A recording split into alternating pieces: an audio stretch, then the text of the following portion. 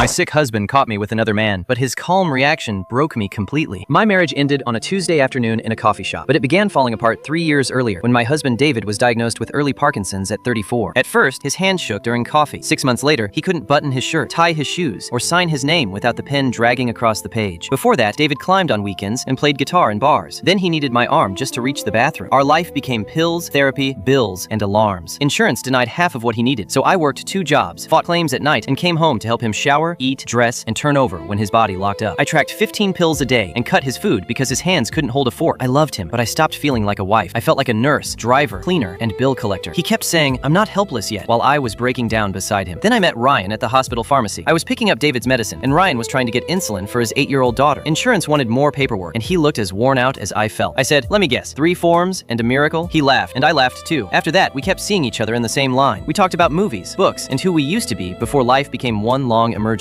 He asked what I missed, and no one had asked me that in years. One day, he asked if I wanted coffee after I picked up the medicine. I said no, then cried in my car because I wanted to say yes. The next week, I did. David was asleep after his lunch pills. I told myself it was just 1 coffee, and I'd be back before he woke up. That 1 coffee became lunch across town during David's nap. I started changing my shirt before I left. I started deleting simple texts because I knew they weren't simple anymore. When David asked why I seemed lighter, I said the new schedule was helping. Every lie felt small, but together they became a second life. The first time Ryan kissed me was in his car after lunch. He held my hand and asked if I was sure. I should have said no. Instead, I kissed him back because for the first time in years, someone wanted me without needing care from me. For 2 months, I lived that way. Mornings were showers, trimmers, doctor calls, and David saying sorry for being a burden. Afternoons were Ryan, coffee, warm food, and a version of me that could breathe. I hated myself, but I kept going back. The day David found out, I followed the same routine. I made his lunch, gave him his pills, helped him lie down, and waited until his eyes closed. I put on clean jeans, grabbed my purse, and left. Ryan was already at the coffee shop. We were holding hands when Ryan kissed my forehead. Then his face changed. He looked past me toward the window. I turned, and David was standing outside with one hand pressed against the glass to keep steady. His shirt was half tucked in. One shoe was loose. His hands were shaking hard. I stood so fast the chair scraped the floor. David didn't come inside. He looked at me, then at Ryan, then back at me. I ran out, but he was already turning away. Somehow, with shaking hands, he had dressed himself, called a ride, and followed me downtown because he knew something was wrong. I drove home with my hands locked on the wheel. I kept picturing him trying to tie his shoe alone. When I walked into the kitchen, David was sitting at the table. His pill organizer was open, and pills were scattered on the floor because he was shaking too badly to pick them up. I expected yelling. Part of me wanted it because anger would have been easier. I could have said I was tired. I could have said I felt alone. But David didn't yell. He looked at me with red eyes and said, "I understand." I froze in the doorway. He swallowed and said, "You deserve more than watching me disappear every day." That hurt worse than screaming. I started crying and said I was sorry over and over. He nodded like he was the one comforting me. Then he said, "I still love you. That's why I'm not going to make you stay." The next week, I packed 1 suitcase while David sat in the bedroom chair and watched. He didn't beg. He didn't call me names. He only asked if I had somewhere safe to go. I said yes, though I could barely speak. When I zipped the bag, he said, "You don't have to keep choosing my illness over your life." I put my key on the kitchen table, picked up my suitcase, and walked out.